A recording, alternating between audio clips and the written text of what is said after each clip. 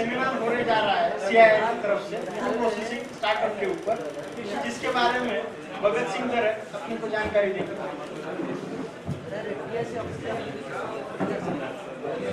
भाइयों को नमस्कार, आवाज आ रही है क्या? CII यानी कॉन्फेडरेशन ऑफ इंडियन इंडस्ट्रीज, जो भारत की 3 बड़ी संगठनाओं में से एक है, वो food processing and fruit processing के ऊपर एक कॉन्फ्रेंस लेने जा रही है स्टार्टअप्स के लिए। वो कल है। ये निःशुल्क कार्यक्रम है जो दिन भर के लिए रहेगा, 8:30 बजे से शाम में 4 बजे तक। पतंजलि से लोग आने वाले हैं, वो हमको बताएंगे कि भी आप लोग कैसे उनको रॉ मटेरियल सप्लाई कर सकते हैं। चोरडिया फूड्स की तरफ से आने वाले हैं, वो बताएंगे कि भी कैसे आप आसानी से कोई एक फूड प्रोसेसिंग यूनिट डाल सकते हैं। और भी बहुत अच्छे बड़े स्पीकर्स, इंटरनेशनल स्पीकर्स आने वाले हैं और आपसे वो अपनी सिंपल लैंग्वेज में शेयर करने वाले हैं कि आप किस तरह से एक नया फूड प्रोसेसिंग यूनिट डाल सकते हैं। तो ये निःशुल्क कार्यक्रम है, कल सुबह 8:30 बजे से शाम में 4 बजे तक, MGM कैंपस, रुक्मिणी हॉल। धन्यवाद, आइएगा। नहीं, स्पॉट रजिस्ट्रेशन है, आधे मिनट की फॉर्मेलिटी है। Thank you.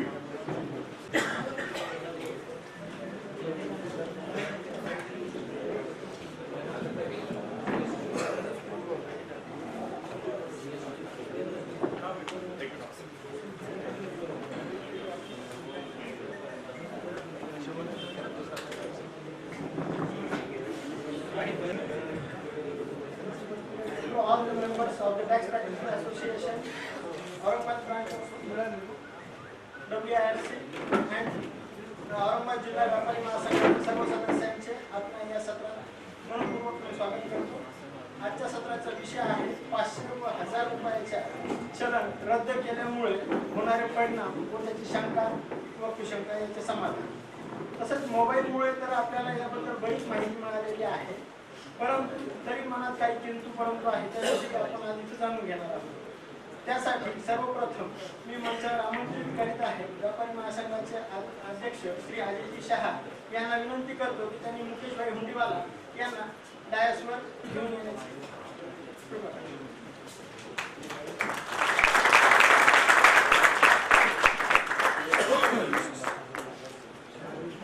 औरंगाबाद ब्रांचचे अध्यक्ष श्री रेणुका देशपांडे यांना विनंती करतो की त्यांनी मंचावर श्री उमेश शर्मा यांना आमंत्रित करा।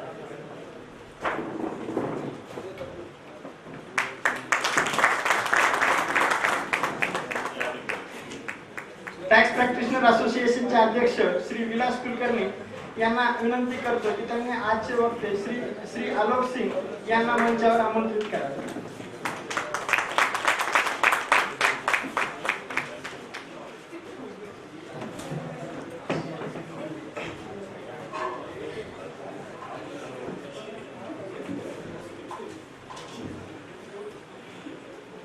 औरंगाबाद जिल्हा व्यापारी महासंघाचे अध्यक्ष श्री अजय शहा यांना विनंती करतो की आजच्या चर्चासत्राबद्दल त्यांनी 2 शब्द बोलावे। तत्पूर्वी मी त्यांना विनंती करतो की त्यांनी दानवीर बाबा शहा यांच्या प्रतिमेला पुष्पहार अर्पण करून करावे।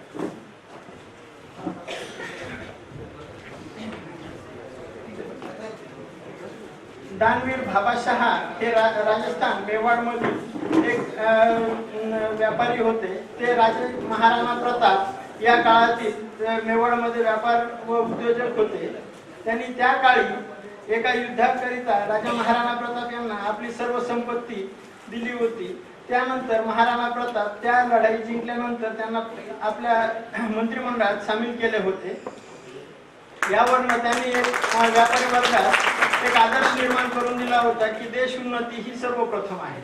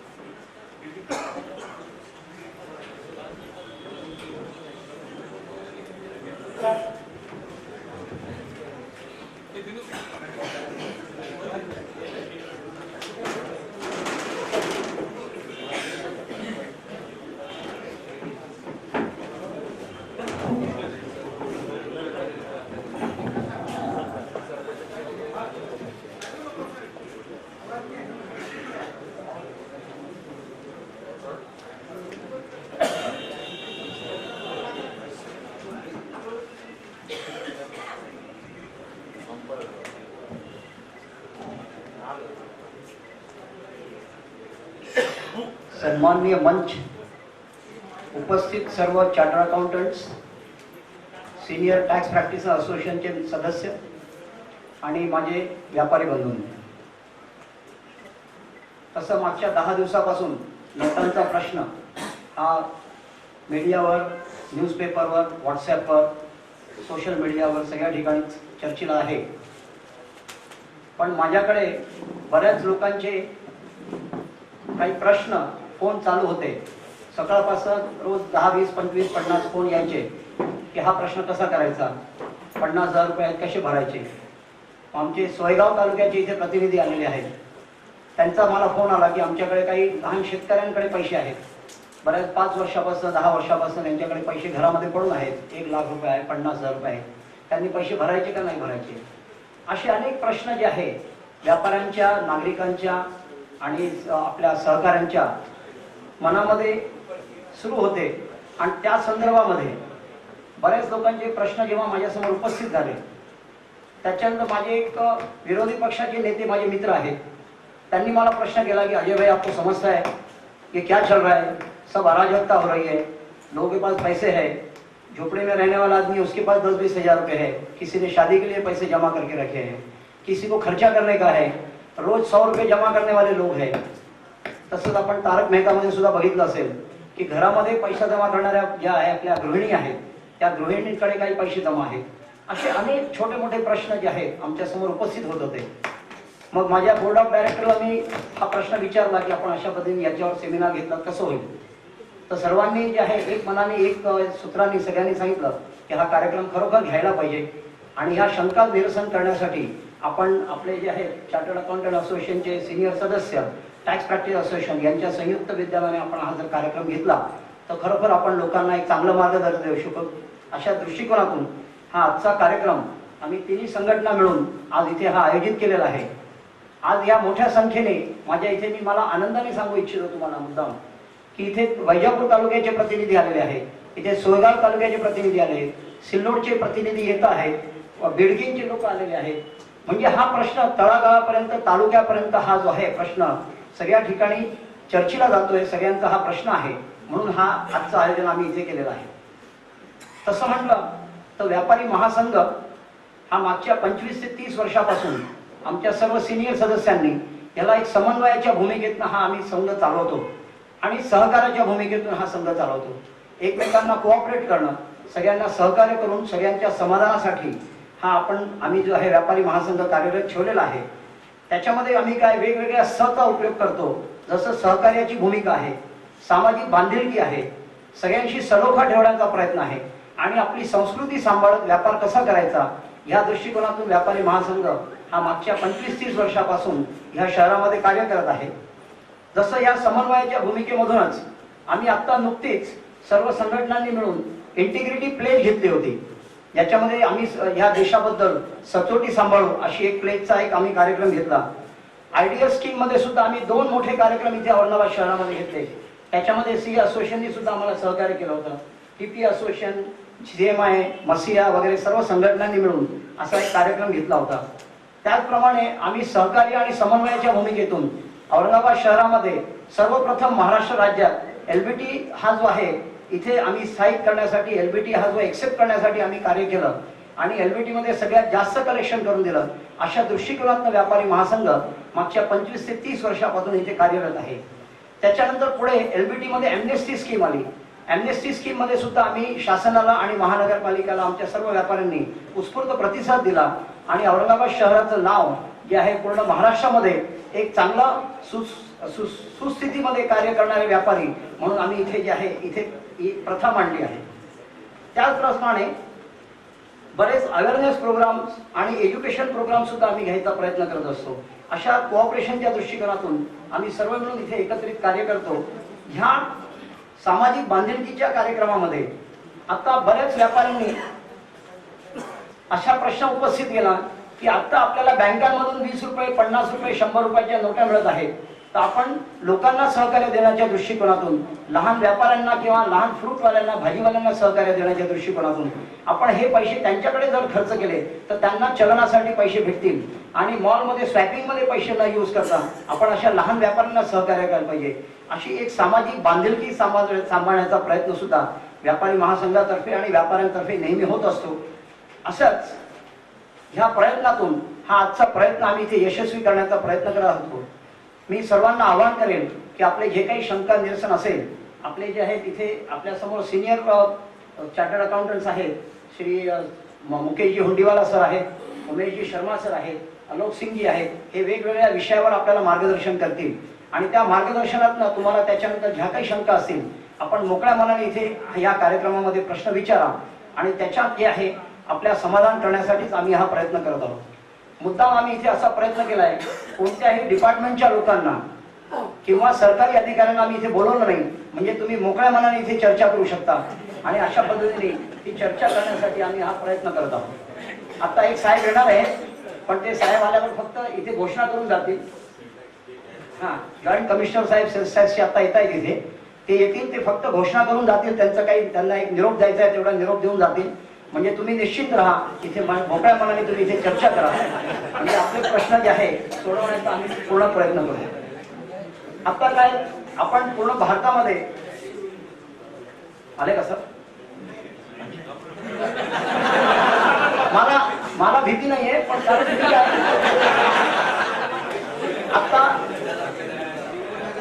आता जसं मी सांगितलं की सामाजिक बांधिलकी आणि सचा आम्ही प्रयत्न जास्तीत जास्त करतो, तसं आत्ताच एक आहे मोठा प्रश्न सर्जिकल स्ट्राईक, हा सुद्धा एक सचा प्रयत्न खूप चाललेला आहे. तर तसं मला भीती नाही, मी सर्जिकल स्ट्राईक त्यांच्या समोर करू शकतो, काही भीती नाहीये. आणि दुसरं म्हणजे हा सर्जिकल स्ट्राईक जो आहे शब्द इतका परिचित झाला, इतका प्रचलित झालाय, कोणतीही घटना घडली तर आपण त्याला सर्जिकल स्ट्राईक म्हणतो आणि त्या सर्जिकल स्ट्राईकला लोकांना लगेच लक्षात येतं सर्जिकल स्ट्राईक म्हणजे काय आहे. तसाच एक मी छोटासा प्रयत्न केला, म्हटलं आपणही ह्याच्यामध्ये एक कल्पना करूया, एक सर्जिकल स्ट्राईक करू. म्हणून आपण नेहमी पैसे देऊन घ्या, आपण यांच्याकडनं मार्गदर्शन घेतो, तर मी एक सर्जिकल स्ट्राईक केला. मी यांना म्हटलं तुम्ही फ्रीमध्ये आम्हाला ही संकल्पना द्या, आम्हाला सूचना द्या. म्हणून हा एक मी सर्जिकल स्ट्राईकचा प्रयत्न केला आहे आणि त्याचा अनुभव म्हणून आपल्याला यांचं फ्रीमध्ये मार्गदर्शन भेटणार आहे. नेहमी आपण फीस देऊन जे आपण काम करून घेतो ते इथे आपल्याला आता फ्रीमध्ये मार्गदर्शन करण्यासाठी आपल्याला टॅक्स प्रॅक्टिस असोसिएशन आणि सी असोसिएशन येथे आलेले आहेत.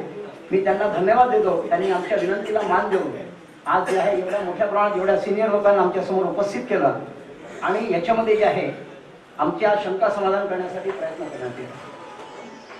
आज जे आहे आमची एकच विनंती आहे की एक मोठं तलाव होतं, ते तलाव स्वच्छ करण्यासाठी शासनाने आदेश दिला, पण त्या शासनामध्ये त्यांचा हेतू होता की मोठे मगरमच्छ आपल्याला याला धरायचे आहेत.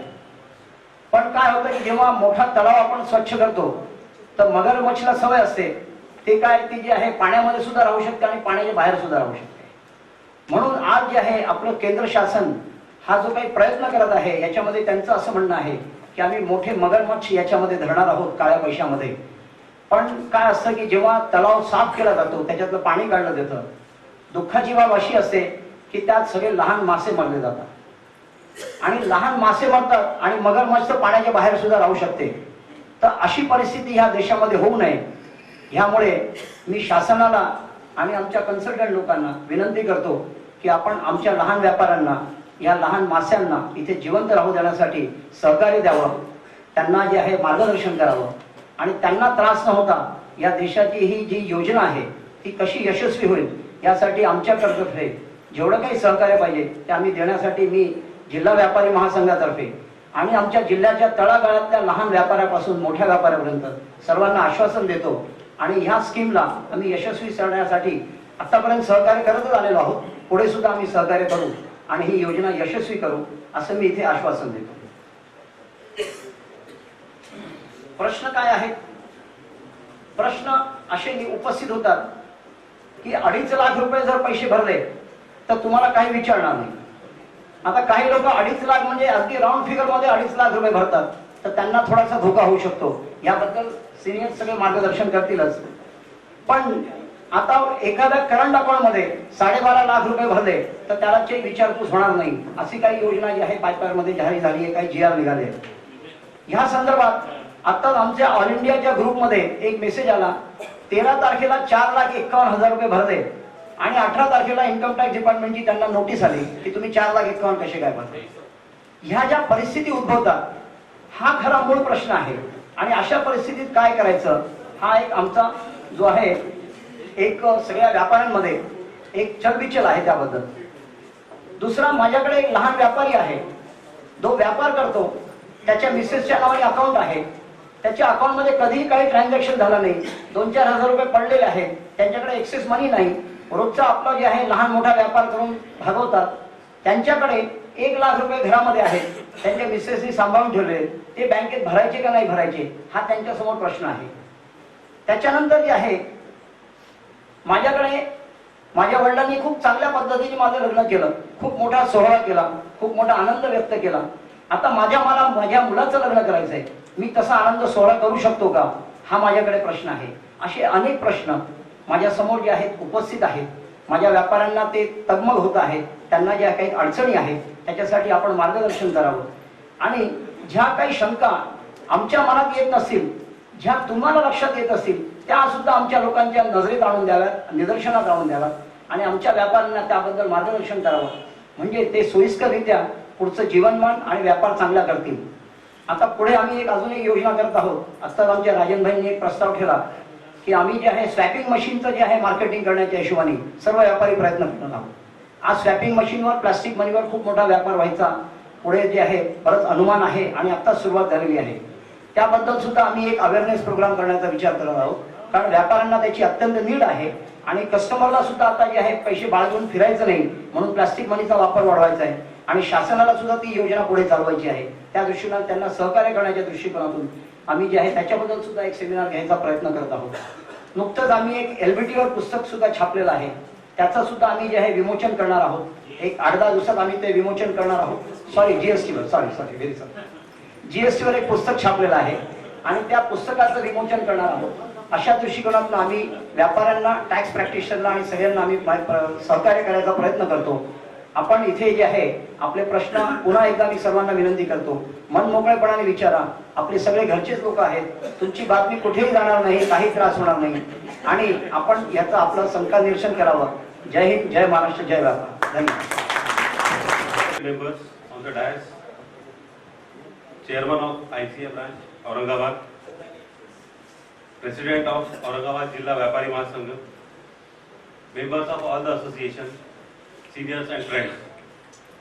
निसर्गाचा नियम आहे बदल, परिवर्तन, आणि आज आपण हा एक अनुभव घेतलेला आहे सर्वांनी आणि निश्चितच एक थोडा समभ्रम निर्माण झालेला आहे, पण तो होणारच आहे. बहुतांश हा आपल्यासाठी एक पहिला अनुभव आहे, कारण की आपण मागच्या 78 साली मला वाटतं झालं होतं. त्यानंतर आता आपण म्हणजे हे वी आर लकी म्हणता येईल, किंवा हा जो नवीन जो बदल आहे तो आपण पहिल्यांदाच बघतो आहे. आणि आज या क्षेत्रातील तज्ज्ञ मंडळी आज आपले जे काही प्रश्न आहेत किंवा शंका आहेत त्याचं निरसन करतील,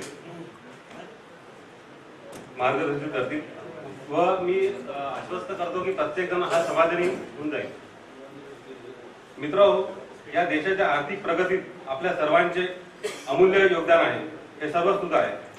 सध्याची परिस्थिती परीक्षेची आहे व मी आपणास संयमाने निर्णय घेण्याचा सल्ला देतो व संपूर्ण मार्गदर्शन घेऊनच निर्णय घ्यावा असे आवाहन करतो. आता एक व्हॉट्सअपवरती एक बाल कविता जी की फार म्हणजे फिरत होती, ती एक कविता मी फक्त इथं नमूद करतो. ये रे पावसा तुला देतो पैसा, पैसा झाला खोटा आणि पाऊस झाला मोठा. तर यावरती या दोन्ही गोष्टी खऱ्या ठरलेल्या आहेत. आपल्याकडे पाऊसही मोठा झाला आणि पैसाही खोटा झाला. तर हा आपल्यासाठी एक नवीन अनुभव आहे.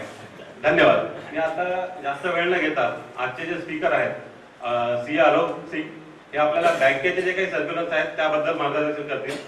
त्यानंतर CEO उमेश शर्माजी, ते आपल्याला जे काही इन्कम टॅक्स किंवा अलाइड लॉचे जे काही प्रोव्हिजन्स आहेत, म्हणजे आपण जे काही आता हा जो बदल जो झालेला आहे तर त्याच्या अनुषंगाने काय त्याच्यामध्ये काय वेगळ्या कायद्यामध्ये काय आहे प्रोव्हिजन्स ते आपल्याला सांगतील. तर मी आता जास्त वेळ न घेता आलोक सिंग सरांना विनंती करतो की त्यांनी प्रोसीड करा. थँक्यू.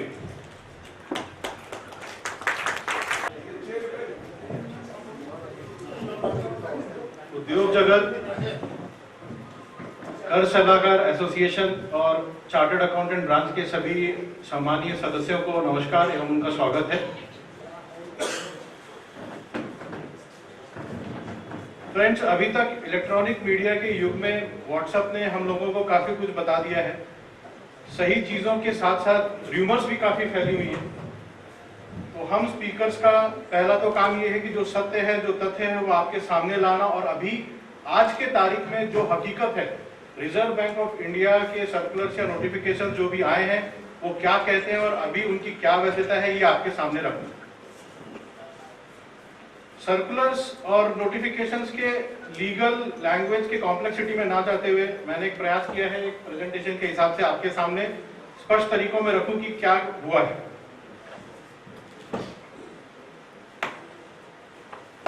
ये scheme demonetisation of high denomination Indian currency notes 8 नवंबर 2016 रात 8 बजे के बाद लागू की गई। प्रधानमंत्री जी द्वारा ये घोषणा किया हुआ है। सबसे पहले तो आइए ये समझे कि ये डिमोनेटाइजेशन स्कीम है क्या। फ्रेंड्स, हमारे भारतीय अर्थव्यवस्था में फेक करेंसी, जाली नोट का चलन बहुत ज्यादा है, जो कि हाई डिनोमिनेशन 500 और 1000 के इसमें रूप में था। आम आदमी के लिए इसमें और असली नोट में फर्क कर पाना बहुत ही मुश्किल है, जबकि नकली नोट में सिक्योरिटी फीचर्स भी कॉपी नहीं की गई हैं। ये हाई डिनोमिनेशन नोट जो है ये एंटी नेशनल एक्टिविटीज और ब्लैक मनी को जमा करने के लिए ज्यादातर यूज किए जा रहे थे। तो राष्ट्र विरोधी गतिविधियां और काले धन को रोकने के लिए ये कदम प्रधानमंत्री जी ने उठाया हुआ है और उन्होंने 500 और 1000 के नोट को डिमोनेटाइज कर दिया, मतलब अब उसका चलन अवैध हो गया है।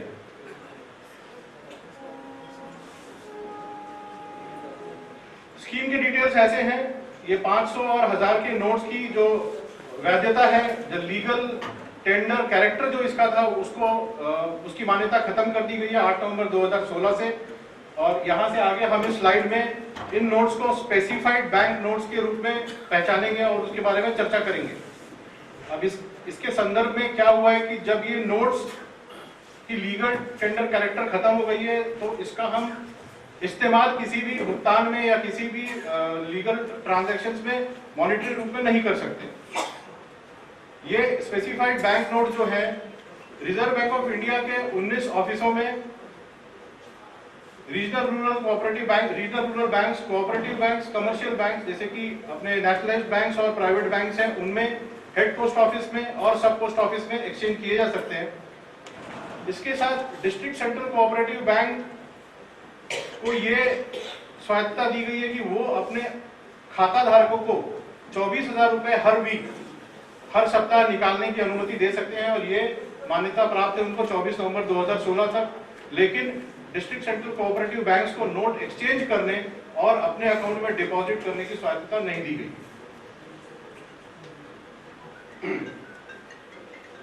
अब दूसरा प्रश्न ये उठता है कि मुझे मेरी इस मुद्रा के एवज में क्या मिलेगा। तो ये है कि जितने आपके पास मुद्रा है आपको उसके बराबर की धनराशि मिलेगी, लेकिन उस पर लिमिटेशन है। लिमिटेशन क्या है? 17 नवंबर तक 4,500 रुपए हम एक्सचेंज कर सकते थे, आज के डेट में सिर्फ 2,000 रुपए हम एक्सचेंज कर सकते हैं। इररेस्पेक्टिव ऑफ द साइज हम कितना भी लेकर जाएं, लेकिन हमको 2,000 से ज्यादा नहीं मिलेगा। 2,000 से ज्यादा हम जो भी मुद्रा लेकर जाएंगे वो हमारे बैंक अकाउंट में जमा कर दी जाएगी। अगर किसी को ये लगता है कि 2,000 रुपए हमारे लिए पर्याप्त नहीं है तो आपके लिए बैंकिंग सुविधा के दूसरे चैनल जो हैं NEFT, ECS, debit card, internet banking, ये सारे सुविधाएं उपलब्ध हैं, उसका उपभोग किया जा सकता है। अब किसी का ये प्रश्न है कि अगर मेरे पास बैंक अकाउंट नहीं है तो मैं क्या करूं? तो रिजर्व बैंक ऑफ इंडिया ने कहा है आप बैंक अकाउंट खुलवा सकते हैं। आप किसी भी बैंक के नजदीकी शाखा में जाइए, अपने KYC डॉक्यूमेंट्स लेके जाइए, आपका बैंक अकाउंट खुल जाएगा। जनधन योजना के जो अकाउंट्स हैं उनमें भी पैसे एक्सचेंज किए जा सकते हैं, डिपॉजिट किए जा सकते हैं, सब्जेक्ट टू द कंडीशन जो उनकी लिमिटेशंस लगाई हुई है कि 50,000 से आप ज्यादा नहीं कर सकते हैं, वो उसमें मान्यता रहेगी। पैसे कहां कहां एक्सचेंज किए जा सकते हैं? रिजर्व बैंक ऑफ इंडिया के सारे ऑफिसेस पे, कमर्शियल बैंक्स जैसा कि मैंने बताया था, नेशनलाइज्ड बैंक्स और प्राइवेट बैंक्स के हर शाखा में, रीजनल रूरल बैंक्स में, कोऑपरेटिव बैंक्स और उनकी शाखा में, हेड पोस्ट ऑफिस में और सब पोस्ट ऑफिस में। एक्सचेंज वैल्यू और प्रोसीजर जो रिजर्व बैंक ऑफ इंडिया ने बताया हुआ है, आप 2000 रुपए तक कैश एक्सचेंज कर सकते हैं। आपको अपनी वैलिड आइडेंटिटी प्रूफ लेके जानी पड़ेगी साथ में। 2000 रुपए से ऊपर अगर आप लेकर जाते हैं तो वो आपके बैंक अकाउंट में क्रेडिट हो जाएगा।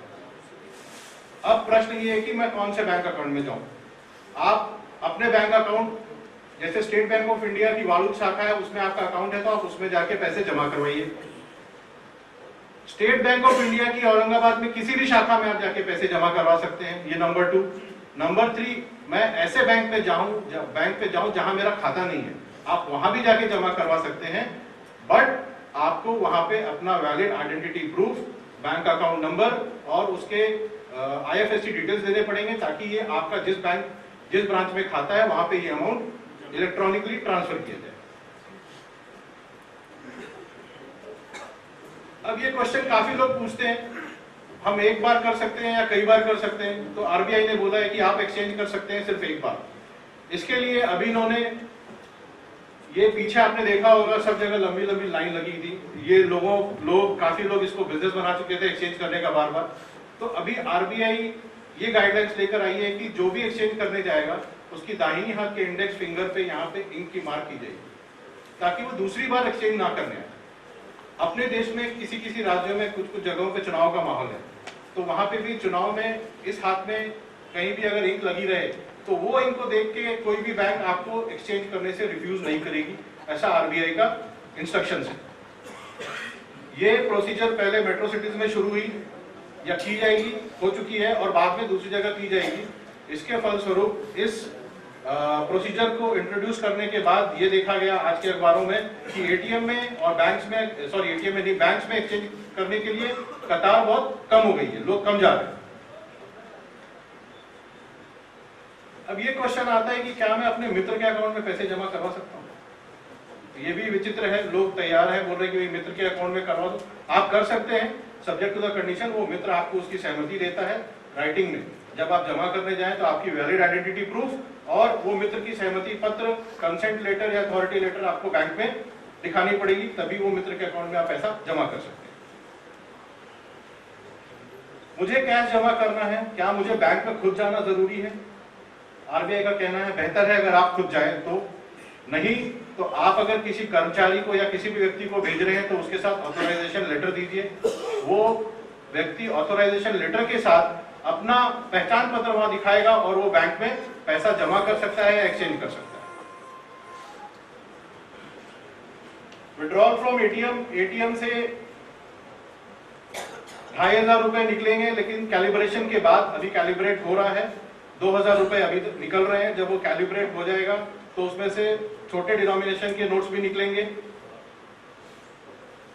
10 नवंबर 2016 से 30 दिसंबर 2016 तक एटीएम के ऊपर जितनी भी चार्जेस हैं वो सारे विड्रॉ किए गए हैं, वो नहीं लगने वाले। बैंक से विड्रॉल की लिमिट 10,000 की लिमिट थी पहले पर डे और वीक में 20,000 की, अब वो विड्रॉ कर ली गई है। अब आप 24,000 रुपए अपने खाते में से निकाल सकते हैं। एक बार निकालें या तो वीक में उसको डिस्ट्रीब्यूट करके निकालें। ये लिमिट सिर्फ खाता धारकों के लिए है, अगर बैंक टू बैंक विड्रॉल है तो उसके लिए ये लिमिट नहीं है। और RBI ने जिन बैंक्स के पास करेंसी चेस्ट है उनको भी इंस्ट्रक्शन दिया हुआ है कि आपके नजदीकी बैंक हैं जिनको कैश की दिक्कत आ रही है, उनको आप कैश की अवेलेबिलिटी करवाएं ताकि उनके यहाँ कैश की दिक्कत ना हो। कैश कैसे निकाला जा सकता है बैंक से? आप चेक के अगेंस्ट निकाल सकते हैं, आपके अकाउंट से विड्रॉल स्लिप के अगेंस्ट निकाल सकते हैं। इसकी लिमिट 24,000 है। 24,000 की लिमिट में बैंक के काउंटर से और एटीएम से दोनों मिला के 24,000 आपको मैक्सिमम अलाउड है अभी निकालने के लिए। 24 नवंबर तक ये लिमिट दी गई है, उसके बाद ये सिचुएशन को रिव्यू किया जाएगा और आगे बढ़ाया जाएगा। फ्रेंड्स, और करेंट अकाउंट में जो पिछले 3 महीने से ऑपरेशनल हैं उनमें से आप 50,000 रुपए तक मैक्सिमम एक वीक में निकाल सकते हैं। ये सिंगल ट्रांजैक्शन या multiple transaction during the week कर सकते हैं आपकी सुविधा के अनुसार। डिपॉजिट, ये भी एक प्रश्न काफी लोग पूछते हैं, हम अकाउंट में पैसे एक बार जमा करें या कई बार कर सकते हैं? तो इसका उत्तर है आप 30 दिसंबर 2016 तक कई बार ये पैसे जमा कर सकते हैं अपने सहूलियत के हिसाब से। पैसे जमा करने के लिए आप बैंक में जा सकते हैं, कैश डिपॉजिटिंग मशीन में जा सकते हैं, कैश साइकिल्स में जमा कर सकते हैं।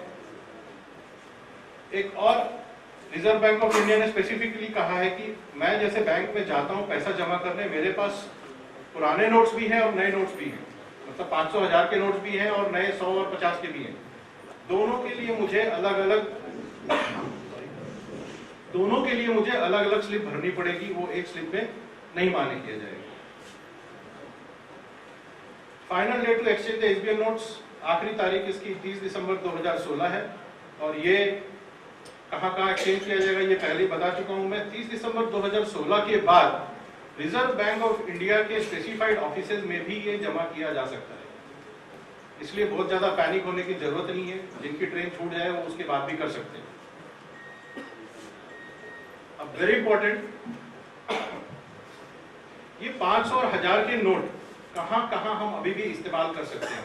इस्तेमाल करने की आखिरी तारीख उसकी 24 नवंबर 2016 है। तो ये देखिए कि कहाँ का इस्तेमाल करते हैं। गवर्नमेंट हॉस्पिटल में इलाज के लिए और गवर्नमेंट हॉस्पिटल में दवा खरीदने के लिए, लेकिन साथ में उसके डॉक्टर की प्रिस्क्रिप्शन होनी चाहिए। रेलवे टिकट काउंटर्स पे या एयरलाइन टिकट बुकिंग काउंटर पे आप टिकट ले सकते हैं, लेकिन एयरलाइन टिकट बुकिंग काउंटर जो एयरपोर्ट के बाहर जो है वहीं पर, दूसरी जगह नहीं चलेगा।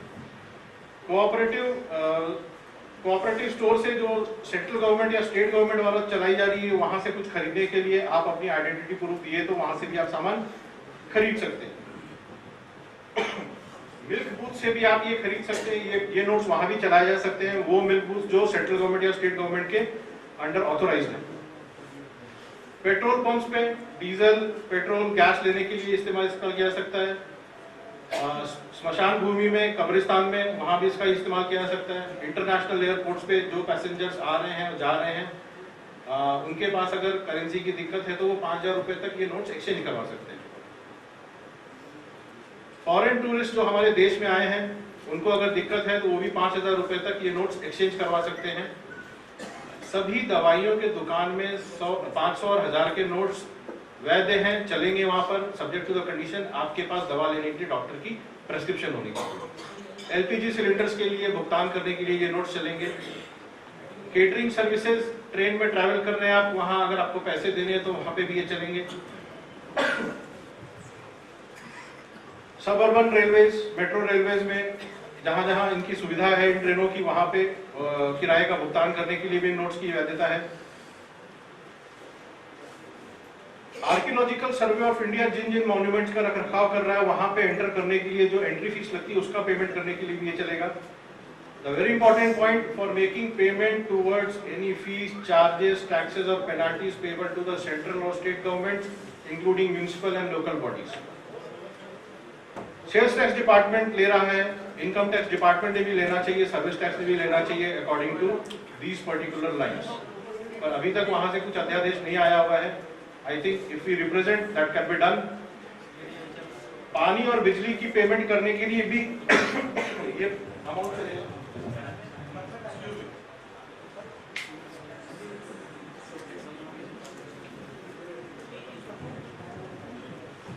मोर इम्पोर्टेंटली ये लाइट बिल और पानी का बिल जो है किसी इंडिविजुअल का और घर का होना चाहिए। आप अपने इंडस्ट्री का अगर भरना चाहेंगे तो उसके लिए ये नोट्स नहीं चलेंगे।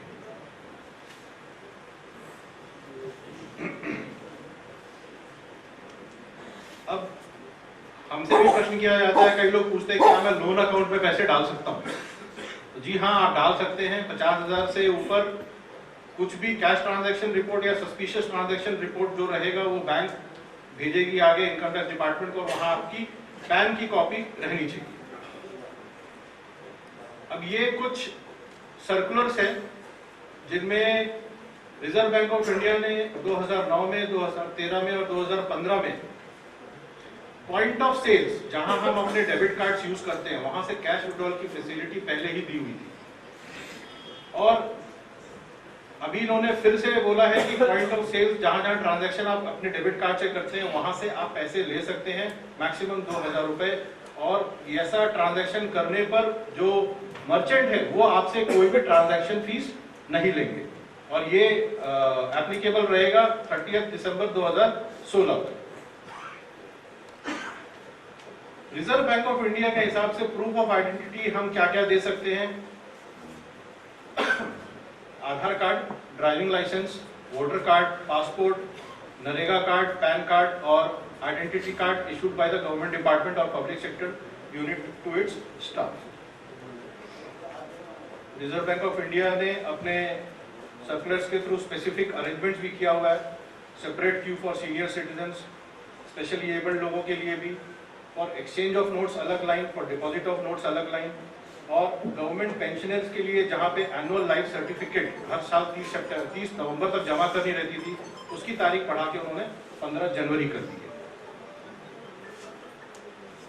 आज 19 नवंबर 2016 को जो स्थिति है, इंडियन बैंकिंग एसोसिएशन के अधिकारियों ने ये डिसाइड किया कि वो अपने बैंक के खाता धारकों को ही आज उनका ही काम करेंगे, दूसरे जो बैंक में अकाउंट होल्डर्स हैं उनका एक्सचेंज और डिपॉजिट नहीं करेंगे।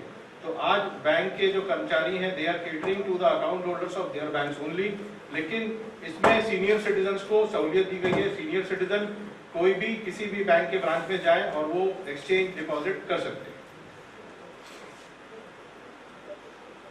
सबसे नम्र विनती है कि जो व्हाट्सएप पे र्यूमर्स आ रहे हैं उनको कृपया ना ध्यान दें, और ये मैं आपके सामने रिजर्व बैंक ऑफ इंडिया की तरफ से क्या हकीकत पोजीशन है आज 19 नवंबर 2016 तक, वो मैंने आपके सामने रखा है। धन्यवाद। म्हणजे आपले सगळे जे काही आहेत आरबीआयचे सर्क्युलर बँकेचे त्यांनी आपल्याला क्लेरिफाय केलंय, जी लीगल पोझिशन आहे ती सांगितलेली आहे। आता मी पुढच्या सेशनसाठी सीए उमेश शर्मा सरांना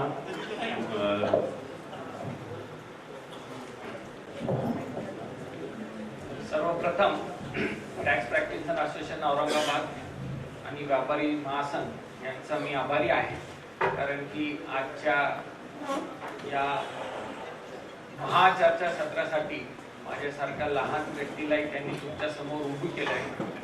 परंतु जो काही विषय मला देण्यात आलेला आहे तो विषय एक फार मोठा विषय आहे आणि त्याच्यातला एकच भाग मला घ्यायचा आहे।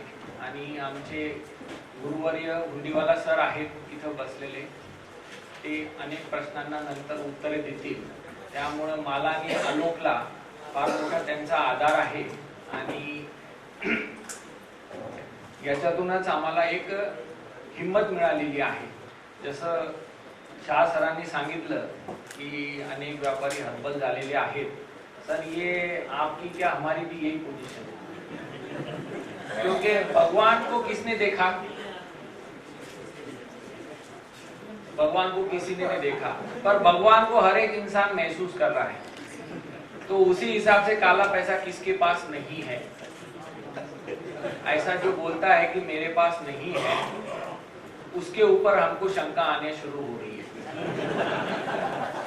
तो ये एक ऐसी समस्या आई है जिसमें हर एक इंसान झुलझ रहा है।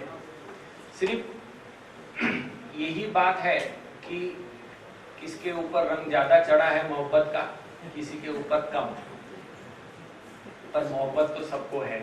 किससे? कैश इन हैंड से। अब ये कॉमर्स वालों के लिए बहुत बड़ा प्रश्न है कि cash in hand is asset और लायबिलिटी, और यही प्रश्न वो हमारे पास आ रहा है कि सर ये मेरी जो कैश इन हैंड है वो मेरी असेट है क्या लायबिलिटी है। अब आप में से कितने लोग हैं जो इनकम टैक्स भरते हैं? कितने लोग हैं जो वैट भरते हैं? सर्विस टैक्स और एक्साइज बहुत कम।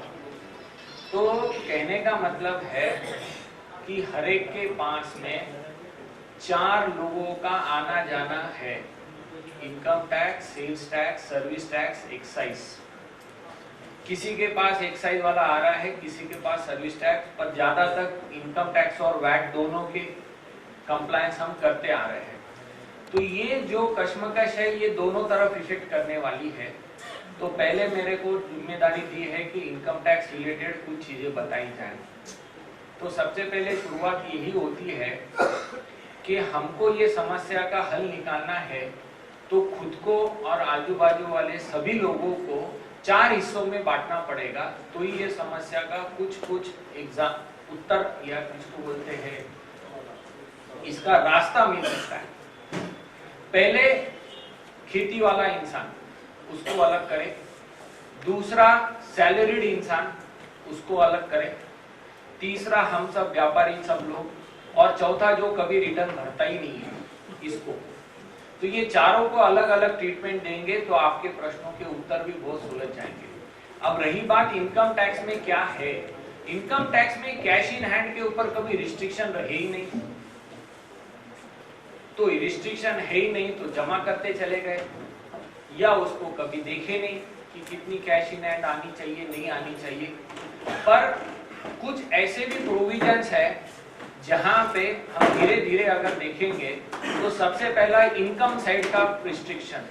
इनकम टैक्स में कैश के अंदर अगर सेल होता है तो 2 लाख के ऊपर अगर कोई ट्रांजैक्शन जाती है कैश सेल की, तो हमको अब टीसीएस काटना जरूरी हो गया है। ये टैक्स कलेक्शन एट सोर्स का स्वरूप है, इसको नाम देते हैं टैक्स कलेक्शन एट सोर्स। अब कई लोगों को ये ध्यान में होगा नहीं होगा, ये सब क्यों हम चर्चा कर रहे हैं कि अभी जो कुछ भी बुक्स ऑफ अकाउंट्स खुले हैं उसमें कहीं 2 लाख के ऊपर की सेल मिल जाए आपके बुक्स में, तो ये प्रश्न आगे आएगा कि भैया इसका टीसीएस का क्या, कैश के अंदर। अगर 2 लाख के ऊपर कोई भी सेल करेंगे चेक से भी, तो पैन नंबर हमको रखना अनिवार्य हो चुका है, तो वो तो हम सबका रखेंगे, 3 नंबर आपके पास होंगे, तो ये एक ध्यान में रखने जैसी बात है। अब 2 लाख के ऊपर जो भी नकदी पैसा हमको सेल के अगेंस्ट मिला उसका टीसीएस रखना है, और पैन नंबर भी साथ साथ जुड़ा हुआ है। चेक से व्यवहार करेंगे 2 लाख के ऊपर तो हमको पैन नंबर सभी के रखने हैं। तो ये 2 रिस्ट्रिक्शन खरीदी बिक्री साइड को लगे हुए हैं। बिल्डर्स और डेवलपर्स 20,000 के ऊपर तो ले ही नहीं सकते एडवांस या खरीदी बिक्री के अगेंस्ट, उसके ऊपर भी रिस्ट्रिक्शन है कि प्रॉपर्टी का सेल के अगेंस्ट 20,000 के ऊपर हमारे पास नकदी आ नहीं सकता। ये सेक्शन 269 SSTT में आ गया, तो ये सेल साइड के रिस्ट्रिक्शन हो गए। अब परचेज साइड के रिस्ट्रिक्शन मेरे को लगता है ज्यादातर लोग इसको पालते ही होंगे, क्योंकि 20,000 के ऊपर की कैश चलती नहीं है खरीदी के अंदर, परचेज साइड में नकदी, तो वो रिस्ट्रिक्शन तो सभी को रहेगा। अब रही बात कि ये जो कैश डिपॉजिट हो रहे हैं हमारे, इसके ऊपर इनकम टैक्स के क्या रिस्ट्रिक्शन है और अभी अभी क्या नए प्रोविजंस आए हैं। तो सबसे पहला तो एक नया सर्कुलर आया है इनकम टैक्स के तरफ से, वो ये है कि पैन कहां कहां जरूरी है। तो ये आ गया कि 50,000 के ऊपर जो भी पैसा डिपॉजिट करेगा एक दिन में, उसको पैन अपने डॉक्यूमेंट्स पे लिखना जरूरी है। आलोक भाई ने अपने को बता दिए कि कौन कौन से आइडेंटिटी प्रूफ है, उसमें पैन नंबर भी है।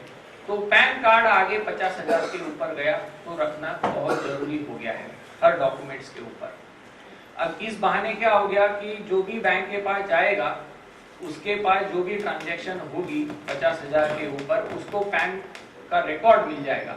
तो डिपॉजिटर के ऊपर ये रिस्पॉन्सिबिलिटी आ गई इस बहाने 15 नवंबर से, पर ये आई पीछे से 9 नवंबर से रिट्रोस्पेक्टिवली लाया उन्होंने। अब इसका परिणाम क्या हुआ कि बैंकर्स को भी उन्होंने रिस्ट्रिक्शन ला दिए। AIR एनुअल इंफॉर्मेशन रिटर्न जिसको हम बोलते हैं, तो उसमें एक प्रोविजन डाल दी कि जो भी 2.5 लाख के ऊपर ट्रांजैक्शन करेगा उसका हमको इंफॉर्मेशन देना है। किस अकाउंट में? करंट अकाउंट छोड़ के, और करंट अकाउंट वालों को 12.5 लाख का लिमिट डाल दिया।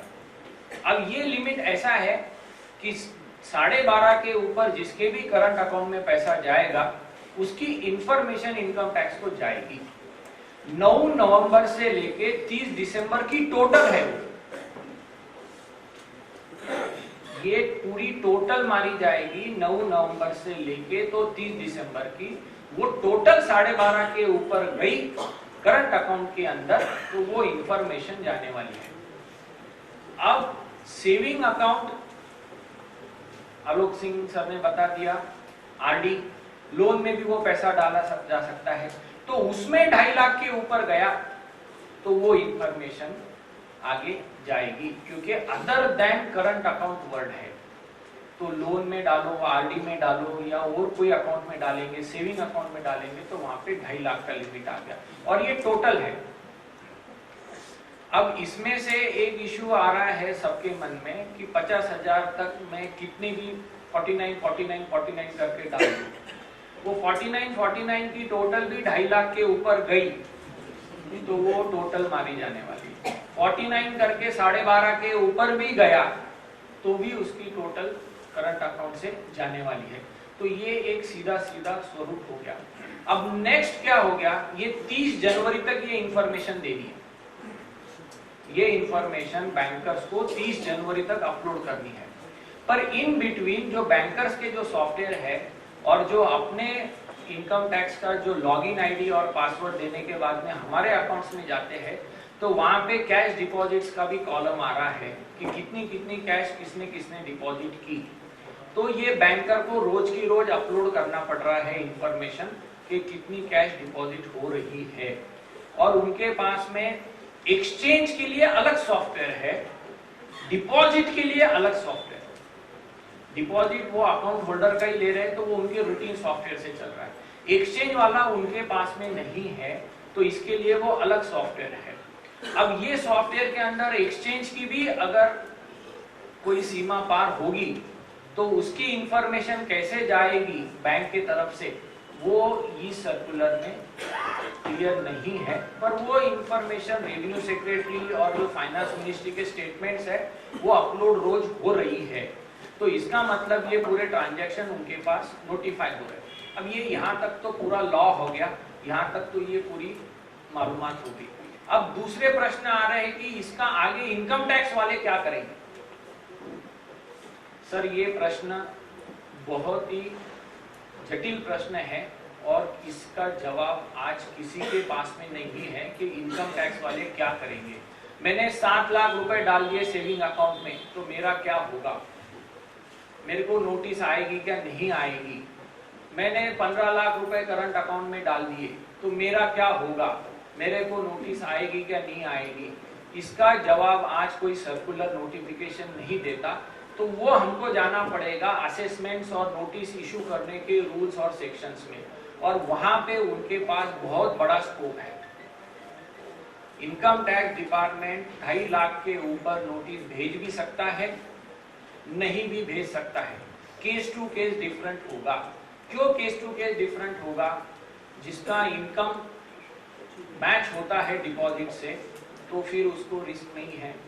मेरा करंट अकाउंट में मैंने 15 लाख रुपए डाल दिए, मेरा 50 करोड़ का टर्नओवर है, मैं नॉर्मल रिटर्न फाइल करता हूँ, तो ये केस टू केस डिफर होगा। हाँ, ये बात जरूर है कि नोटिस अगर आई तो हमारे पास उसका जवाब रेडी रहना चाहिए। और जो रिटर्न भर रहा है, जो टैक्स भर रहा है, उसके लिए ना तो आज प्रॉब्लम था ना कल प्रॉब्लम था। ये किसी को इसका प्रॉब्लम पहले कहा ही नहीं, पर ये अचानक से जो होड़ चली आ गई कि तेरा क्या मेरा क्या, तो इस चक्कर के अंदर कई प्रश्न हो गए कि यार ये क्या होगा।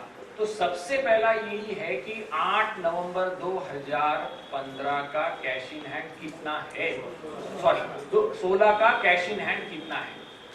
हर एक को पहले काम तो यही करना पड़ेगा कि 8 नवंबर की कैश इन हैंड निकाले और फिर उसके हिसाब से आगे के डिसीजन ले। जो खेती वाला है वो 7/12 देखे, उसका पेरा देखे, उसकी सेविंग्स उसमें से माइनस करे, उसका बैंक बैलेंस 8 तारीख का माइनस करे और फिर ही जो बैलेंस अमाउंट है उसका डिपॉजिट के बारे में खुद ब खुद सोचे।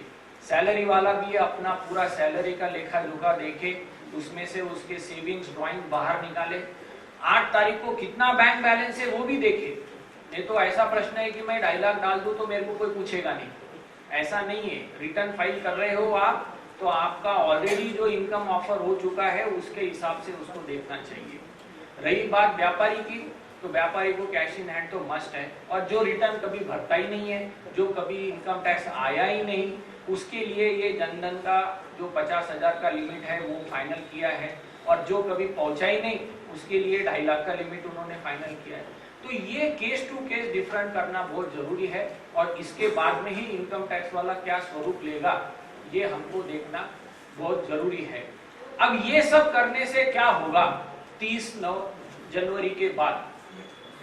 पहले तो मेरी कैश इन हैंड 8 नवंबर 2016 की जो कैश इन हैंड है, इसको मेरे को डिपॉजिट करना पड़ेगा।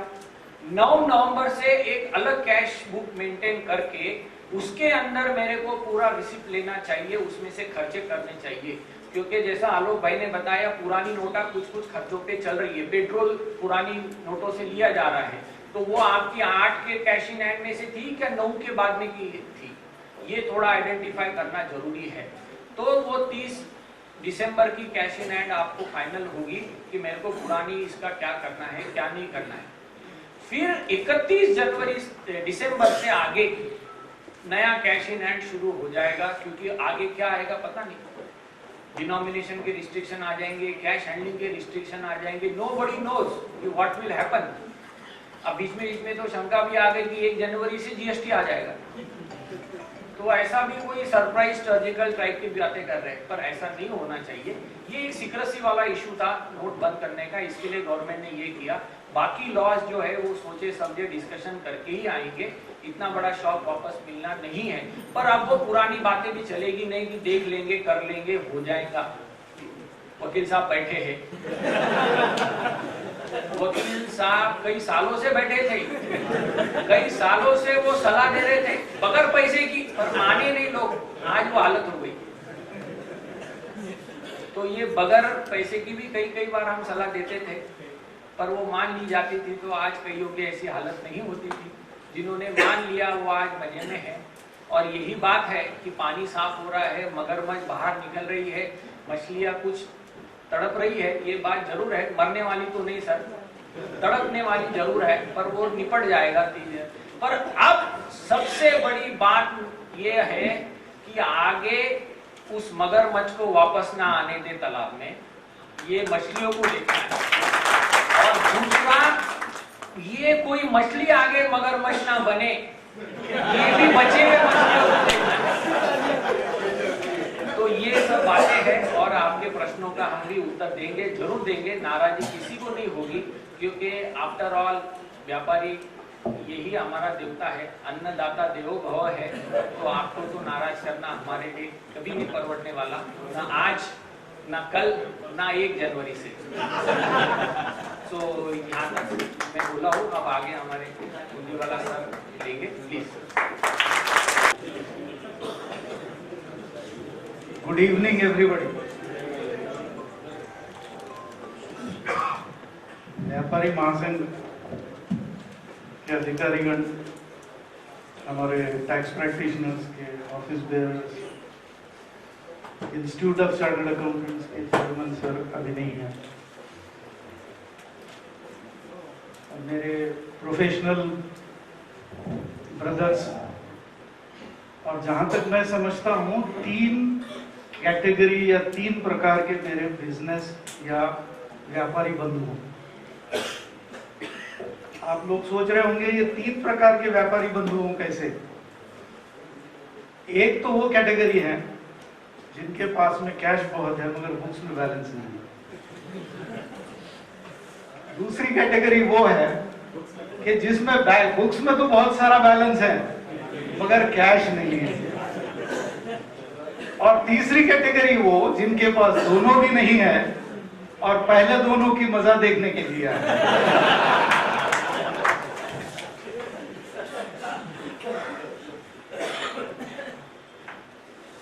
मैं ये कोशिश करूंगा आप लोगों को ये जो आज परिस्थिति आई है इसका कुछ बैकग्राउंड बताऊं आपको। एक थोड़ा नेशनल लेवल पे ये परिस्थिति क्यों जनरेट होती है, ब्लैक मनी क्या है, उसकी एक्चुअल पोजीशन क्या है और गवर्नमेंट क्या करने जा रही थी अभी तक, क्यों नहीं कर पाई है या करने से फायदा हुआ नहीं हुआ और अब क्या हुआ। तो ये कोशिश करूंगा सीधे साधे शब्दों में बताने की। ये जो डीमोनेटाइजेशन बोला जाता है, एक्चुअली ये अपनी चालू करेंसी को इलीगल कर देना। ये पहली बार नहीं हुआ है, इसके पहले 2 बार हुआ था। पहले तब हुआ था 1946 में ब्रिटिश गवर्नमेंट ने, तब वॉर के कारण से नफाखोरी बहुत ज़्यादा हो गई थी और उनको ये अंदाजा आ गया था कि अब इंडिया छोड़ के जाना पड़ेगा, तो उन्होंने डीमोनेटाइजेशन के बहाने बहुत कुछ पैसा इंडिया से ले जाने की कोशिश की। सो 46 में डीमोनेटाइजेशन हुआ था, उसके बाद में इंडिपेंडेंस का डिक्लेरेशन हुआ। दूसरी बार ये हुआ था 1978 में, जब 77 में जनता पार्टी की गवर्नमेंट आई थी, मोरारजी भाई देसाई प्राइम मिनिस्टर थे, तो 1978 में दूसरी बार उन्होंने 1000, 5000 और 10,000 रुपए के नोट जब तक चलते थे, 54 में जारी किए गए थे वो नोट, तो वो सारे बड़े नोट 1000, 5000 और 10,000 के नोट को उन्होंने डीमोनेटाइज कर दिया। कुछ साल के बाद में 1000 रुपए की नोट वापस आ गई थी, और 78 के बाद में अब ये 2016 का साल है जहां पर बीजेपी गवर्नमेंट के प्राइम मिनिस्टर नरेंद्र मोदी ने इसको 1000 और 500 रुपए के नोट को डीमोनेटाइज कर दिया।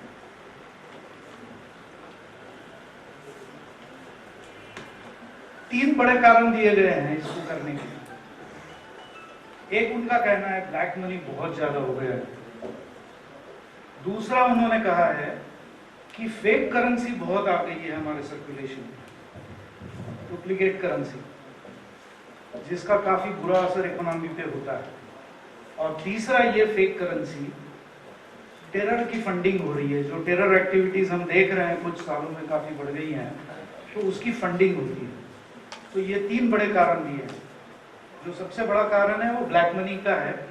तो हम समझने की कोशिश करते हैं कि ये ब्लैक मनी क्या चीज है और ये कब से परेशान कर रही है। वैसे तो दुनिया की हर कंट्री, वहां पर ब्लैक मनी का ये परेशानी तो है, कम या ज्यादा प्रमाण में। आपको हिस्ट्री में अगर ले जाऊं मैं, तो 1997 के पहले एक माहौल ऐसा था, 1997 के पहले, कि हर तीसरे चौथे साल में एक डिक्लेरेशन स्कीम आती थी। हर गवर्नमेंट परेशान थी ब्लैक मनी से, हर तीसरे चौथे साल एक स्कीम आती थी डिक्लेरेशन की। करीब 10 से 12 स्कीमें आई थी 1997 के पहले, और उसमें डिक्लेरेशन करने वाले लोग बहुत सारे रिपीटर्स थे, यानी वही बिजनेसमैन, वही इंडस्ट्रियलिस्ट, वो अपना काला धन बार बार वाइट करते थे। और हर किसी को ये पता चल गया था कि 3-4 साल में अगर हम बचा सके तो उसको हम अगले स्कीम में डिक्लेयर कर देंगे। 97 में एक जब लास्ट वॉलंटरी डिस्क्लोजर स्कीम आई, तब सुप्रीम कोर्ट में एक दावा दाखिल किया गया कि आप जो ऑनेस्टली टैक्स पेयर हैं, ऑनेस्टली टैक्स पे करते हैं, उसके ऊपर बहुत बुरा असर हो रहा है इस चीज का, कि आप हर 3-4 साल में आ रहे हो। तो सुप्रीम कोर्ट ने कहा कि गवर्नमेंट ऑफ इंडिया को या तो आप कसम खाकर एक एफिडेविट दीजिए कि इसके बाद में हम वॉलंटरी डिस्क्लोजर स्कीम नहीं लाएंगे, या फिर इस वॉलंटरी डिस्क्लोजर स्कीम को कैंसिल कर दीजिए। तो गवर्नमेंट ऑफ इंडिया ने एक एफिडेविट दिया कि 97 में कि ये हमारी लास्ट स्कीम रहेगी, इसके आगे हम कोई भी वॉलंटरी डिस्क्लोजर स्कीम नहीं लाएंगे। इसके लिए 1997 से लगाकर 2016 के बीच में कोई भी स्कीम नहीं आई। 2016 की भी जो स्कीम थी, ये वॉलंटरी डिस्क्लोजर स्कीम नहीं थी, ये सिर्फ इनकम डिक्लेरेशन स्कीम थी। इसीलिए उन्होंने टैक्स के साथ साथ में बैच और पेनल्टी, ये दोनों चीजों को जोड़कर 45% किया। 45 इसलिए कि नॉर्मल में 30% टैक्स है, तो उससे कम वो नहीं कर पाते। तो काफी लोगों का ये सोचना था कि अगर 30% टैक्स रखते तो बहुत ज्यादा डिक्लेरेशन हो जाता, बट ये तकलीफ थी इनकी, इसके लिए वो नहीं कर पाए।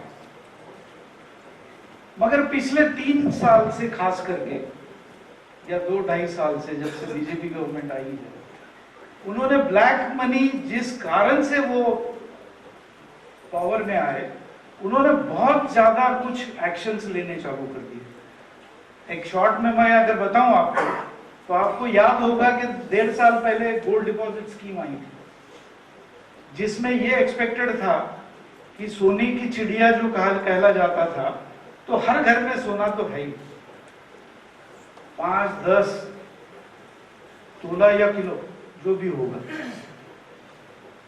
तो लोग आगे आएंगे, सोना डिपॉजिट करेंगे, जब चाहे वो सोना वापस ले सकते हैं, उसके ऊपर ब्याज दिया जाएगा, तो कम से कम वो सोना सर्कुलेशन में आ जाएगा, तो इंपोर्ट नहीं करना पड़ेगा, फॉरेन करेंसी बचेगी। वो एक बेसिक आइडिया थी, बट उसमें रेस्पॉन्स नहीं मिला, सिर्फ 1.5 टन का ही सोना डिपॉजिट हुआ। और बड़े बड़े जो मंदिर हैं जहाँ पर काफी टनों में सोना है, वो वहां तक तो पहुंच ही नहीं पाए। गोल्ड ज्वेलरी और रियल एस्टेट, ये दो बोला जाता है कि सबसे ज्यादा ब्लैक मनी वहीं पर चलता है, तो उन्होंने दोनों को कंट्रोल करने के लिए काफी प्रावधान किए हैं। एक्साइज ड्यूटी लाई ज्वेलरी पे, उसके बाद में रियल एस्टेट का एक real estate regulation and development act लाया, जिसके ऊपर बहुत सारा काम कंट्रोल करने के हिसाब से किया गया।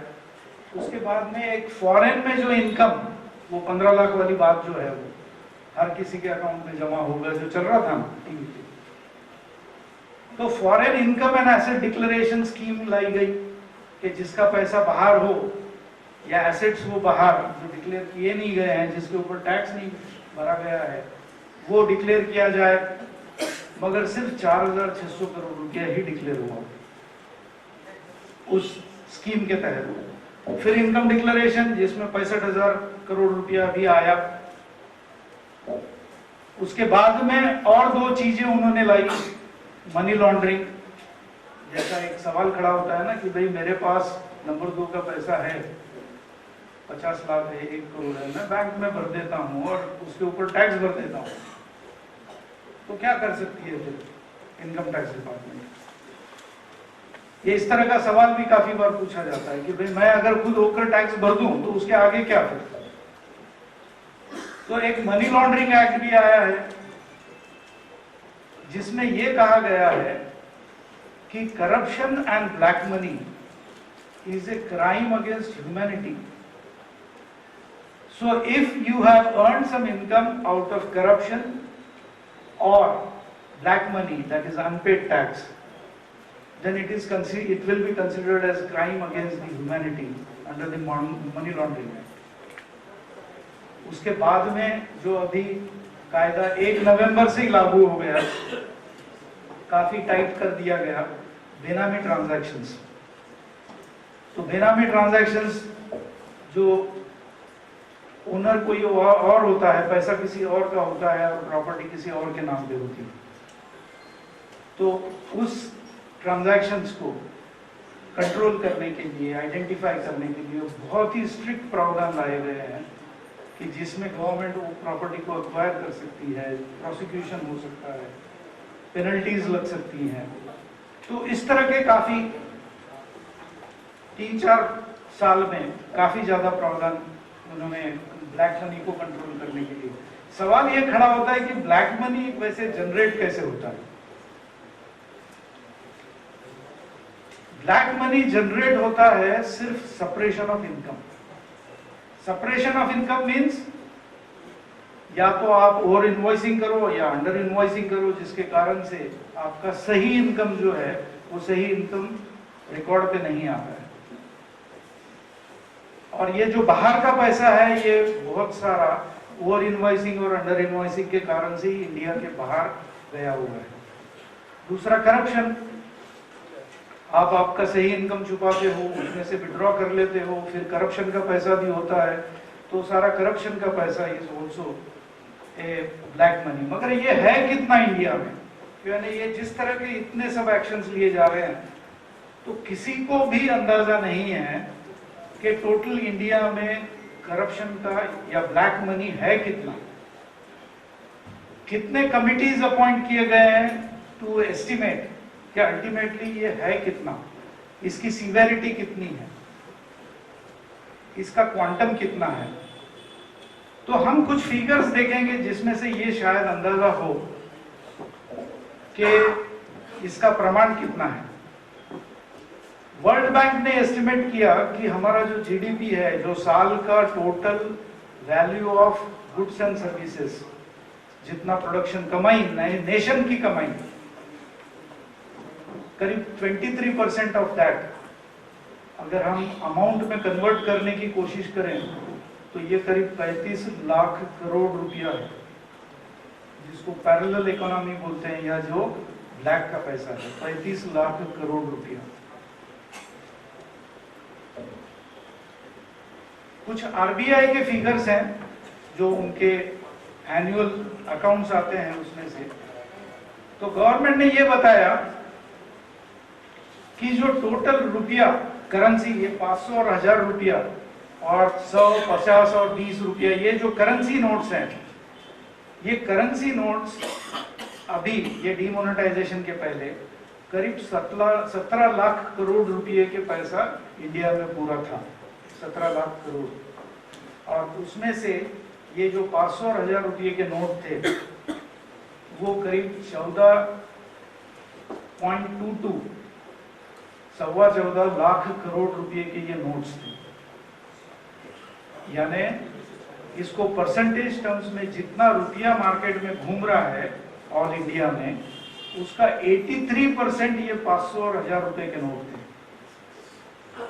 तो मैंने ये कोशिश की कि भाई चलो ये पहले क्या था पोजीशन। जब पिछली बार कांग्रेस गवर्नमेंट आई थी, ये 2003 की बात कर रहा हूं मैं, तब की पोजीशन इस तरह से थी कि टोटल करेंसी जो थी वो 3,20,000 करोड़ की थी, टोटल करेंसी, और उसमें 500 और 1000 रुपये का नोट का प्रमाण जो था वो सिर्फ 1.5 लाख करोड़ था। यानी करीब 500 और 1000 रुपये के नोट जो थे वो 47% ही थे। अब ये 47% जो है वो बढ़कर कितने हो गए, 83%। यानी 500 और 1000 रुपये के नोट का प्रमाण डबल से ज्यादा बढ़ गया। लोग 500 और 1000 रुपये से ज्यादा प्यार करने लगे थे, और 100 और 50 रुपया जो है वो मार्केट से गायब हो गया या कम होने लगा। एक इंटरनेशनल ऑर्गेनाइजेशन है जो 168 कंट्री का करप्शन के बारे में स्टडी करता है कि वो कंट्री में करप्शन का लेवल क्या है, उसके बारे में स्टडी करते हैं, और बहुत सारा उनका काम चलता है। तो 168 कंट्रीज में से इंडिया का जो नंबर लग रहा है 2015 में, वो 76 नंबर पे है। 168 कंट्री में से इसको बोला जाता है करप्शन परसेप्शन इंडेक्स। 168 कंट्री में से इंडिया 76वें नंबर पे है करप्शन के। सबसे वर्स्ट करप्शन है 168वां कंट्री बोलीविया, और 1 नंबर पे है डेनमार्क। कुछ साल पहले मेरा एक मित्र डेनमार्क शिफ्ट हो गया, डॉक्टर था, तो मैंने वहां पर पूछा कि क्या टैक्सेशन सिस्टम है। उसका कहना यह था कि वहां पर टैक्स 55% है, और लोग प्राइड फील करते हैं, गर्व महसूस करते हैं 55% टैक्स देने के लिए। उसका कारण यह है कि एक बार 55% टैक्स दे दिया तो सारी चीज, सारी रिस्पॉन्सिबिलिटी गवर्नमेंट की हो जाती है। Medical, education, unemployment, retirement, that is entirely responsibility of the government. खैर, ये तो इंडिया वालों के लिए ये सपना है, बट ये परिस्थिति है। इसलिए वहां पर करप्शन ना के बराबर है। That is why it is on 1 number और फर्स्ट नंबर इन 168 कंट्रीज। दूसरी जो बात उन्होंने कही थी ये डीमोनेटाइजेशन के लिए, उनका कहना था कि फेक करेंसी बहुत ज्यादा है।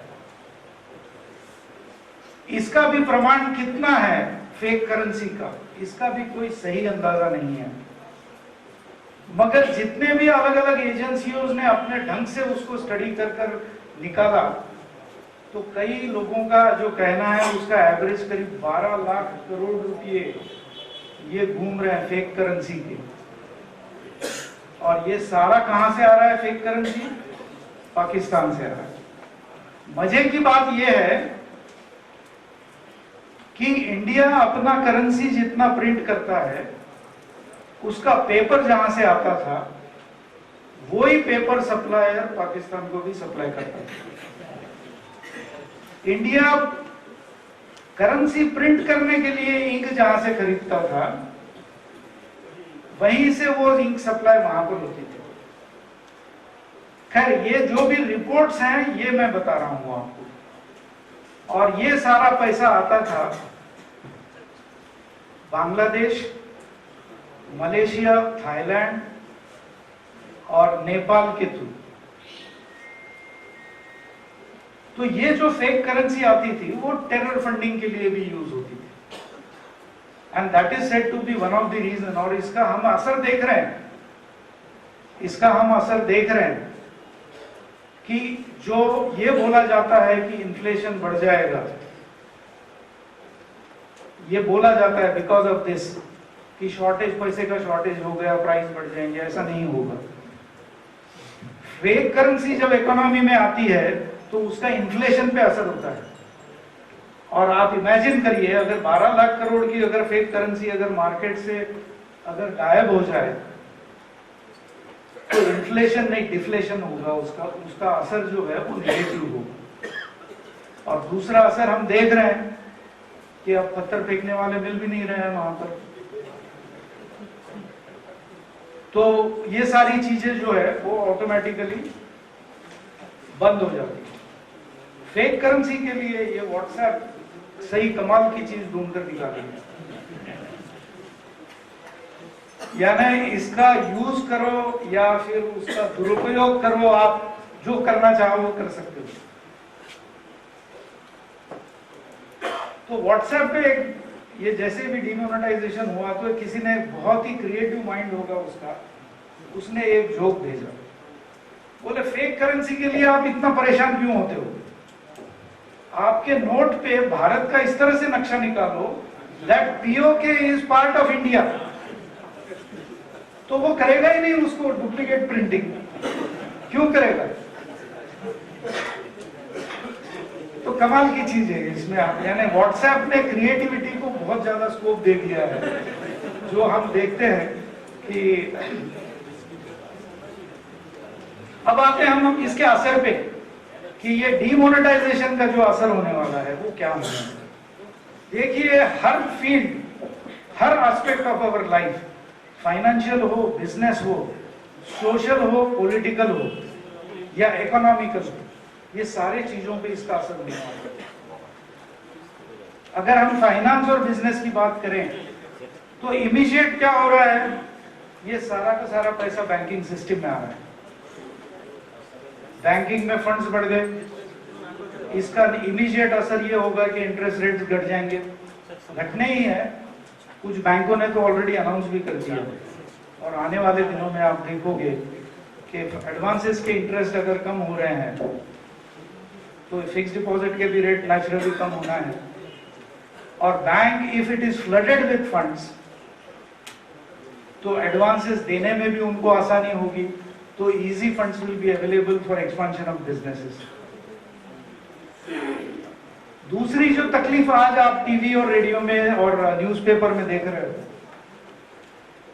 कि लंबी लाइनें कतारें खड़ी हैं फॉर करेंसी, और रीजन ये पता चल रहा है कि there is a shortage of currency. अगर कोई बैंक बोलती है कि हमें 25 लाख रुपया या 1 करोड़ रुपया चाहिए करेंसी का, तो they are able to supply only 10 lakhs of rupees, that is 10% of their requirement. तो ये बहुत ज्यादा परिस्थिति वो चेंज होगी ऐसा नहीं लगता, बिकॉज गवर्नमेंट का ये उद्देश्य है कि जब तक आप ये सारे ट्रांजैक्शंस, यानी ये कहा जाता है करीब करीब 50% transactions in India they are cash economy. Foreign countries में 95% तक लोग डेबिट कार्ड, क्रेडिट कार्ड और ऑनलाइन पेमेंट्स करते हैं। उसके कंपैरिजन में इंडिया बहुत ही कम। खैर, उसके अपने रीजंस हैं, रूरल इंडिया है, अंडर डेवलप्ड है, बट गवर्नमेंट वांट्स दैट कि unless these people they come into the main stream, उसके फायदे बहुत होने वाले हैं, but unless they come into the main stream, इसलिए उन्होंने वो जनधन योजना स्टार्ट की थी। तो ये अब क्या होने वाला है कि करेंसी शॉर्ट रहेगी। वो जो 17 लाख करोड़ रुपया था, वो 17 लाख करोड़ रुपए की कैश मार्केट में नहीं रहने वाली है, because the printing of currency will be very less. So people will be compelled. कितने दिन कोई राह देखेगा? आप ये देख लीजिए कि छोटे छोटे स्टॉल वाले, सलून वाले, ये सब पेटीएम पे शिफ्ट हो जाएंगे। यानी फ्रूट वाला वो अपना फ्रूट बेचे बगैर रुकेगा नहीं, खरीदने वाला भी नोट नहीं रही तो भी वो फिर पेटीएम अगर होगा तो उस पर शिफ्ट हो जाएगा। और आजकल इतने तरीके हो गए हैं ऑनलाइन पेमेंट के, डेबिट कार्ड, क्रेडिट कार्ड तो पुरानी बातें हो गई है, ई वैलेट्स आ गया है। आप उबेर और ओला की टैक्सी लो, उसके लिए आप ई वैलेट यूज कर सकते हो। तो ये जो चीज बढ़ते जाने वाली है, इसके कारण से फायदे काफी हैं, और वो इसलिए बढ़ने वाली है कि आपको ताज्जुब होगा, 1 जनवरी 2016 को टेलीकॉम रेगुलेटर ने ये डिक्लेयर किया कि इंडिया में टोटल मोबाइल कनेक्शंस 100 करोड़ हो चुके हैं। So India with a population of 125 crore is having mobile connections of 100 crores, and Indian mobile is the cheapest mobile service all over the world. इतना सस्ता मोबाइल कहीं पर भी नहीं। तो ये जब मोबाइल यूज करने लग गए और व्हाट्सएप पे इतने सुपीक लोग जो दिमाग लगाने लग गए, तो अवेयरनेस तो बढ़ेगा, अवेयरनेस बढ़ेगा तो ये मेन स्ट्रीम में आने लग जाएंगे, तो कैश की नीड भी कम हो जाएगी। और दूसरी डिफिकल्टी ये है कि इंडिया की जो प्रिंटिंग कैपेसिटी है नोट्स की, वो लिमिटेड है।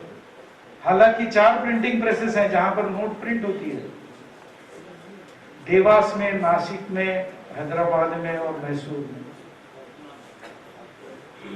तो प्रिंटिंग के लिए उनको बाहर भी प्रिंट करके लाना पड़ता था, जो सिक्योरिटी के रीजंस होते थे। इंडिया ने पेपर जो यूज करना है वो अभी 15-16 साल, ये 15-16 साल दिस करंट ईयर में they have started the factory of manufacturing paper which is used for currency। 12,000 ton का पेपर वहां पर मैन्युफैक्चर होता है सालाना मैसूर में। तो अब जो चीजें हैं ये लिमिटेशंस भी हैं, इसीलिए ये आपको जो 500 रुपए की नोट मिलने में दिक्कत हो रही है, दैट इज द रीजन। उसके बाद में जब मार्केट में पैसा ही नहीं रहेगा तो नेचुरली करप्शन पे तो असर होना ही है। हो सकता है करप्शन के तरीके भी बदल जाएं।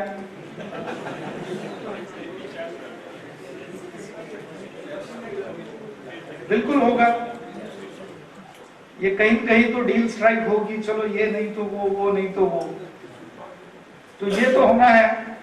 बट प्रेशर रहेगा कि जो चीज पहले 10 रुपये में होती थी हो सकता है अब वो 5 रुपये में हो जाए। पॉलिटिकली भी इसका बहुत ज्यादा असर होना है। इलेक्शन के तरीके बदल जाएंगे, इलेक्शन जो जिस तरीके से होता था, पॉलिटिशियंस भी काफी हाईटेक हो जाएंगे, यानी उनको वोटर तक तो पहुंचना ही है। यानी आज रैली करो तो रैली में जो पैसा लगता है वो पैसा तो अब अवेलेबल नहीं होगा, इसलिए तो रैलियां पोस्टपोन भी होते जा रही हैं।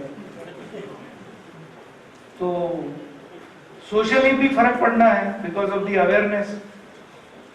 जब लोगों में अवेयरनेस बढ़ेगा,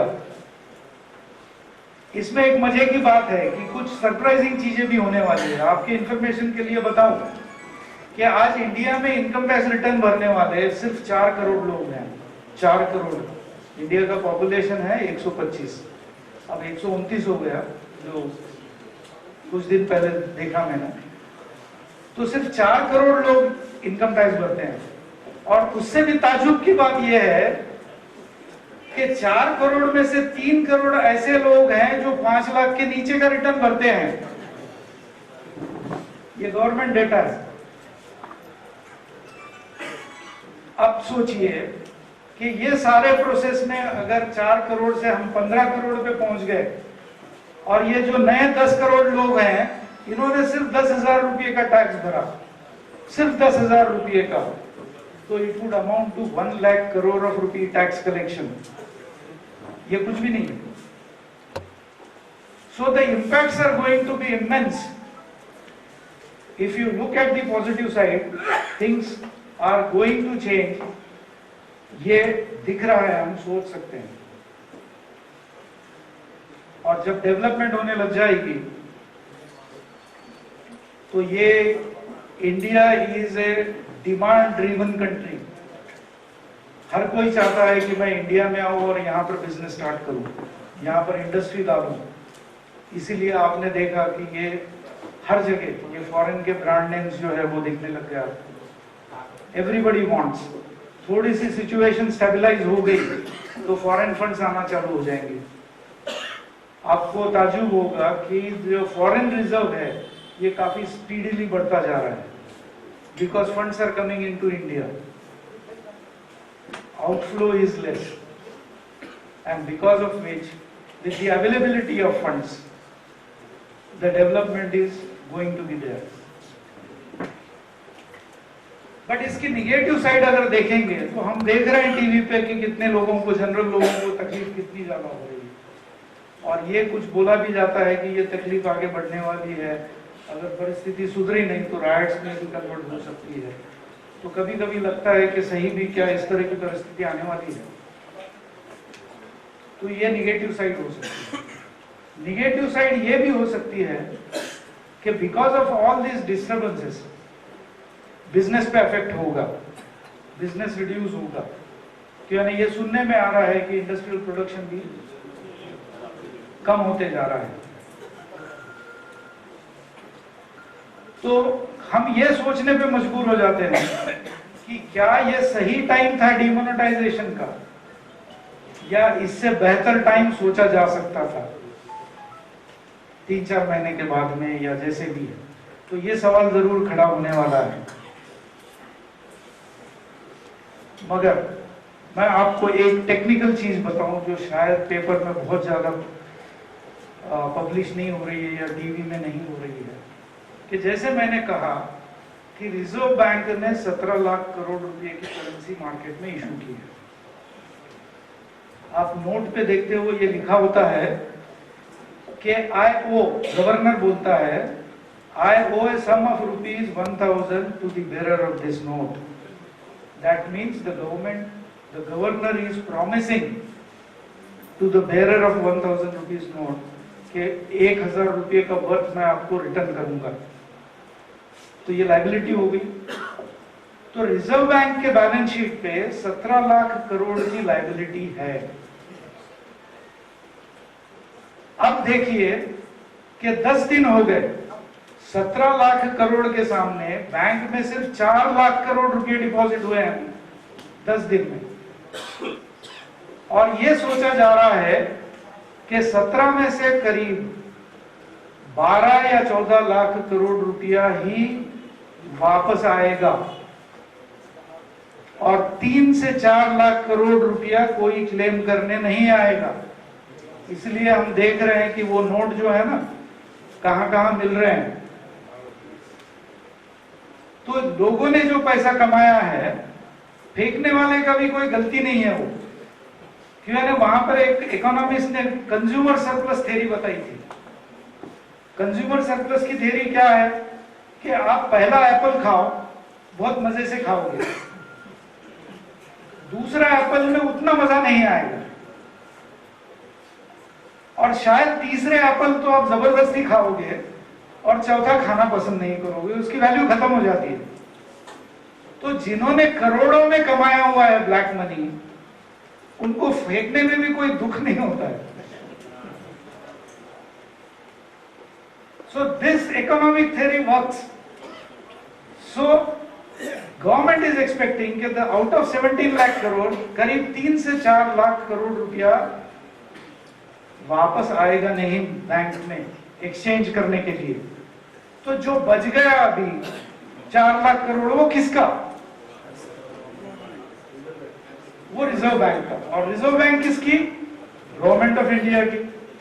सो this 4 lakh crore will be available to the government for the various development projects which they have on hand, which they can freely spend or repay their liabilities, जिसके कारण से बैच का खर्चा हर साल का जो बजट में बहुत सारा आता है, that will be reduced. So this is, I see, the biggest advantage. बाकी चीजें हो या ना हो, this is going to be the biggest advantage, और इसको कोई भी डिनाई नहीं कर सकता।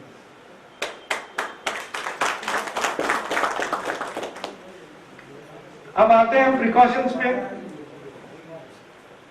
ये परिस्थिति जो है वो है, ये अनप्रेसिडेंटेड है,